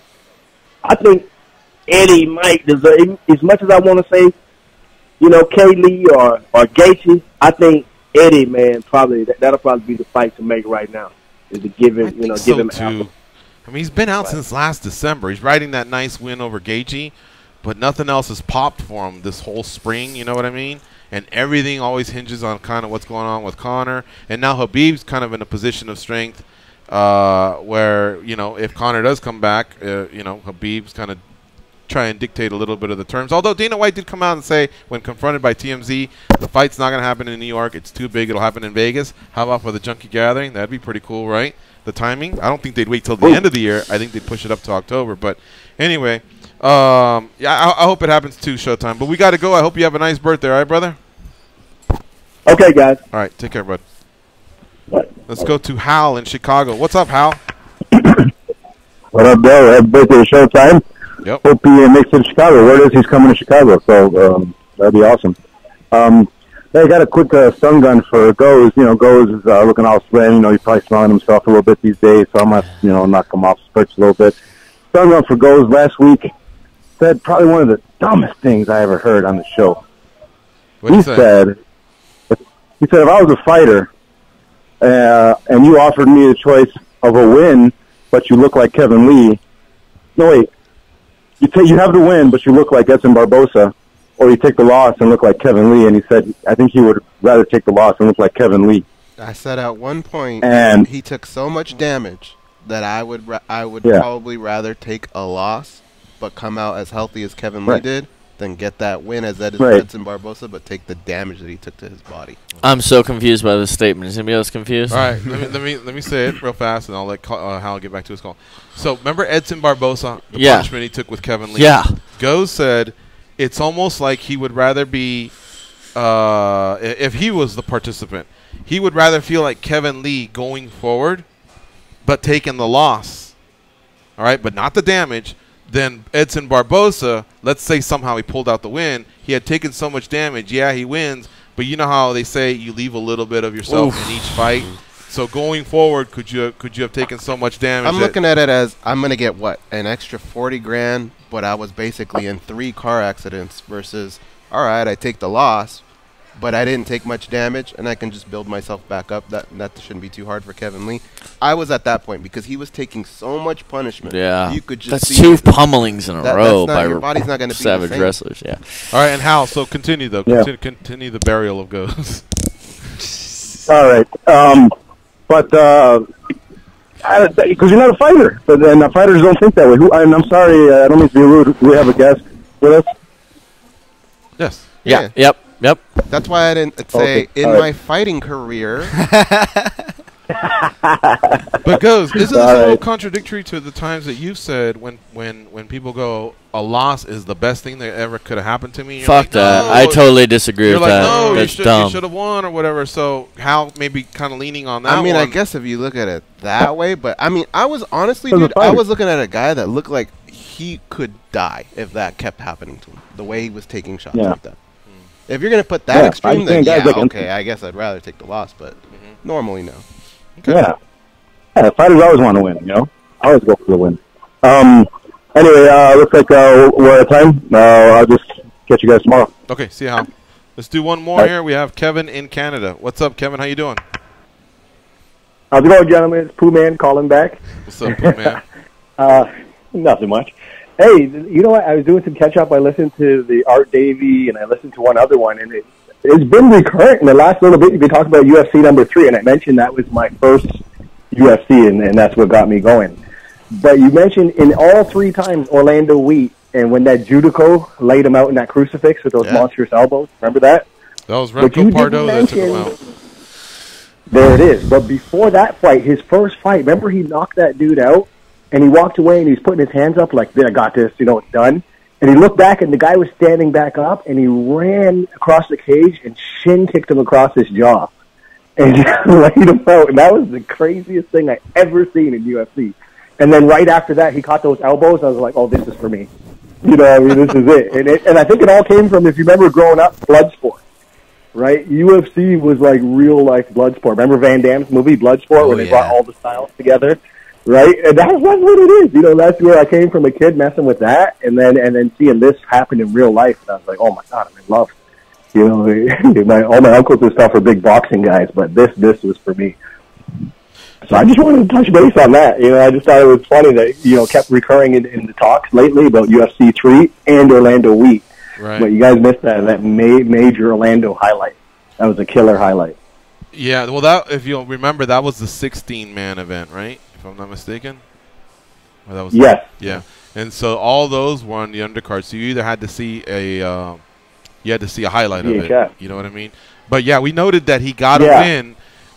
We didn't go into detail like you did, but we noted that he got a win prior to getting the elbows. I think Scott Morris also got a win, and if you recall, Scott Morris also got lit up by Pat Smith. But yeah, he got elbowed, right? Yeah. Well, it was ground and pound, and then he ended it with like 3 forearms. elbows. Yeah. So it was cool. Did you enjoy the Art Davey interview? I thought Pat Smith had Hoyt's number there. I thought Pat Smith had Hoyt's number there, though. So did I. And then all of a sudden, like he tapped out so fast, I was like, "What the heck are we talking about?"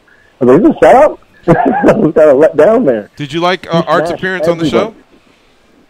Oh my gosh, that was amazing, man! Good. That was good talking, man. I want to have him back. If you get him back on there, I'll be really happy. Dude, he has a great story. I was trying to tell our editorial team, we had a run where Art told us that Big John confronted him. Remember, he said he pointed his finger and rushed him? Mm-hmm. He told us that. Yep. And then right after that, he said that Don Fry could have stepped in to fight Mark Coleman when they had no one else, and Mark Coleman was given the win at UFC 11, and there was no one else there for him. He explained what could have happened, what did happen.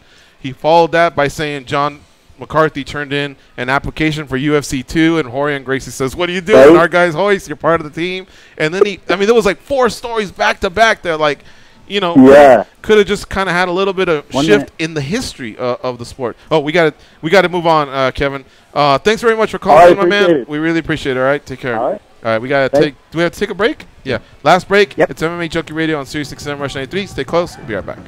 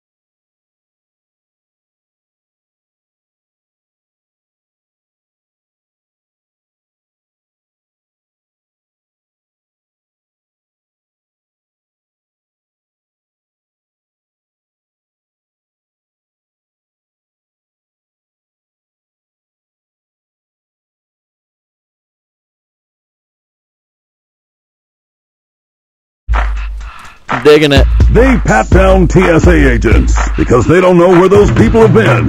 And because they can. They are Gorgeous George and Goes. And this is MMA Junkie Radio. The Triple Crown kicks off Saturday with the 144th running of the Kentucky Derby, and SiriusXM Rush is your home for all of your horse racing needs. Coverage begins at 10 a.m. Eastern with Dave Johnson and the award-winning Down the Stretch. Then stay tuned for HRRN's Call of the Race starting at 5 p.m. Eastern. The chase for the Triple Crown is on SiriusXM Rush, Channel 93, and on your phone with the SiriusXM app. All right, we're going to be wrapping up soon. We are committing to 5 minutes of overtime. But SiriusXM audience, you'll lose us here in about 2 minutes. So just know that you can go back and catch any or all of the show on the SiriusXM app. Download it. You'll enjoy it. The shows are commercial-free and in HD quality. Not just us, but the Luke Thomas Show, Busted Open, At the Fights, MMA Tonight with Misha Tate, MMA Tonight with AJ Hawk, RJ Clifford. You know, they do it Tuesday, Wednesday, Thursday. Sean O'Connell is also another one of their hosts. So check it out. All right, so Kyle, obviously, thank you for co-hosting today's episode. We got about 90 seconds if you want to shout out some of your sponsors or talk a little bit about that upcoming fight you got at Iron Boy 11. Yeah, I'd like to thank Mountain Primal Meat Company for taking care of me in a big way. I'd like to thank all my fans for supporting me. The fight is going to be May 19th, Iron Boy MMA. It'll be my third professional title that I'm collecting, right? So I'll have a 10-0 record and 3 professional titles, Sean Shelby. There you go. I like that. So I need to thank my coaches and training partners out at Arizona Combat Sports. I need to thank everybody here at Extreme Couture for helping me out with this training camp. I need to thank Casey Halstead, the guys at 10th Planet, Chris Ben, who's been helping me out with my boxing coach in Arizona, Alan Veers. Check it out. I'm going to go for my 3rd pro title. Trying to win in a big way, go to 10-0, keep winning, keep tagging Sean Shelby over and over and over and over again until I get to the UFC. And a shout out to Oren Hodek. I don't want you to do it. Give him a shout out. Hello, Oren. There you go. All right, Kyle can be followed on Twitter at Kyle_GunsUp_MMA. Let me spell it out for you. KYLE_GUNZUP_MMA. All right, so again, we are going to move over to Facebook and YouTube. It's facebook.com/official MMA Junkie or youtube.com/MMA Junkie video for a couple minutes of overtime. SiriusXM audience, we'll see you all tomorrow. You'll never be the same again. I'm gonna keep on the run, I'm gonna have me some fun. It cost me my very last dime. If I wind up broke, well, I'll always remember that I had a swing in time. You guys play for overtime. All right, just a couple minutes here, folks. Thanks for sticking with us. I thought Kyle had some great contributions here to just some of the news we discovered or talked about, discussed them and say. Ref Mario Yamasaki plans to attend John McCarthy referee course, regrets Priscilla Cachoeira's statement. So John McCarthy is going to be having a course for judges, refereeing, so it's an and or both here during International Fight Week. We'll have more information on that tomorrow. I'd love to give John a plug because he comes in and co-hosts the show a lot. So anybody that wants to come in and learn how to judge or ref or do both, it's going to be around July 6th and 7th. But we'll have all those details tomorrow. But what does that say about Mario Yamasaki to be willing to do that? After 18, 19 years of refereeing, he's taking that one on the chin. Your thoughts? Well, he's going to have to suck it up a little bit, and it might be a little embarrassing. But if that's what he wants to do, I mean, you got to... How many times do we say accountability, right? Well, there it is. That's accountability. He's going in, and he's trying to make himself better at what he does. What do you think, Kyle? I think it would be a good part of John McCarthy. I think it would be funny if he was like, oh, and what you don't want to do... Look at Mario Yamasaki. He's like some of the mistakes that he's made. Look, John has I think it actually. Pass. He can't just show up and be Mario Yamasaki. There are going to be tests, and if he doesn't pass, he doesn't pass. Mario did try and say, can we do a Skype session from Brazil? And John said, nope, that's not what we do. So he has to fly in for that. And one last thing, Mario has not been cleared. He won't be at UFC 224. And remember, he was the #1 guy. He actually helped set up the commission and the officials, all that. So that's how big of a hit it's been for him, and I think that's why he's making the journey. What do you think, Dan? I think it says a lot. I think it's a good sign. Mario is a real experienced guy. It's easy to forget with the stigma on him, but I think that shows a lot. And him going through the reality course. Yeah, I mean, I would like to be a fly on the wall. Part of me, could imagine. I could also picture Rob Schneider playing Mario Yamasaki if they ever made a movie. By the way, here's the thing about reffing: nobody notices the 1,000 times you got it right. Yep. They notice when you get it wrong. 100%. You know what I'm saying? And guy that's got that much experience, you know. Yeah. Did you guys hear about the little beef between Nico Montano, the UFC flyweight champion, and Ariel Helwani? No. I don't really care. So Ariel Helwani had said that what he was hearing is that, you know, they're waiting on Nico so that Valentina and Nico can fight in Calgary, that card that I mentioned earlier, and with Joanna and Tisha. And Nico is not ready to go. And Nico came back firing at the dude, you know, calling him like a joke of a journalist, this, that, whatever, saying she just had, I think, something to do with her throat or tonsils. I saw that, the UFC's well aware of it. Basically checked them pretty hard. But I went back and read what Ariel said, and I don't know if it's just her frustrations that she may have or something, but he didn't seem to say anything that questioned her courage or anything like that. But I think it's herself projecting. Could be, man. I don't know. Valentina also said, because she even put it on her thing. She was like, because I saw it. She was like, I went into the Tough Show ranked number 14 and came out number 1, and I'm the champion, and I can't help that. She ain't ready. I said it when she won that belt. I don't know. I said it when she won the belt. That girl is dead. You think she put a giant? I think a lot of girls take her out. All right. You know, I mean, it's you're the world champion has a 3-2 record. Mm-hmm. There are bad women out there. I would take Valentina as well, but I do commend Nico for that run she had. It was great. Pretty good run. It was great, but I mean, at the end of the day, now you're the UFC champion, so you gotta, you know.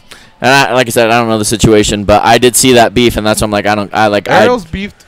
Well, he beefs with a lot of people. The Mayhem Miller thing. But yeah, well, that and Rampage and a lot of people over the years. But I think this is the first time I've seen him button heads with a female. But it was interesting, and it was big news yesterday. What do you think, Dan?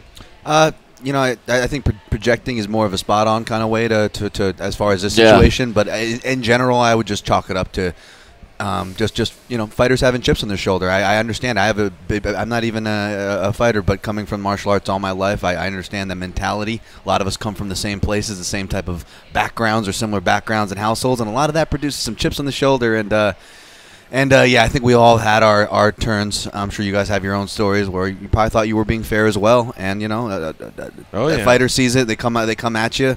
So you know, I'm not the type to be like, yeah, you tell them or this or that, especially. But the chicks are feisty, man. I'm telling you, when they go at each other, wow. Even more reason to be sympathetic toward old Ariel or anybody else. Everybody else. I mean, I get it. Don't get me wrong. MMA media is definitely not exempt for their criticism. I'm not saying that, but for stuff like this, it's just, you know, it's just chip on the shoulder. Two last things. Blagoy Ivanov, former WSOF champ, he is stepping in to fight Junior Dos Santos. So Dos Santos is out of his troubles with USADA. He's been cleared. Retroactive suspension that he's now out of. He'll be fighting. He'll be headlining the Boise show that we were talking about in late July versus Blagoy. That's a solid matchup, right? Yeah, I think it makes sense. Yeah, I mean, it's a good matchup for Junior coming back, and I think it's a great test for Blagoy. Right. Yes. So and lastly, Brandon Marino will be fighting Alexander Pantoja in Chile. Remember, he was supposed to fight Borg in New York, and the whole Conor McGregor incident that affected Borg. He fought on the show, yeah? Excuse me? Didn't they fight on the show? They did, yeah. Pantoja beat him. And he gave Pantoja hell. Yeah. And then the other one was, and then the other bit of news was, so that fight got moved from New York to, it was going to be in Chile, and then Ray Borg's had some,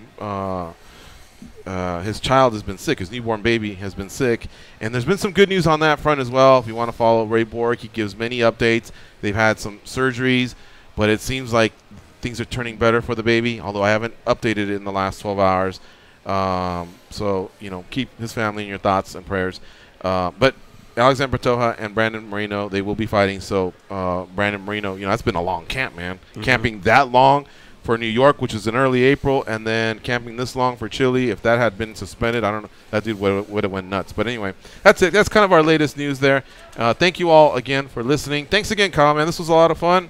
Yeah. Next time you're in town, if you want to do it again, give us a holler. You Absolutely. know. But good Thanks luck for having on me May 19th. Thank you. I hope things turn out for you. I think you assembled a really impressive resume, 10-0.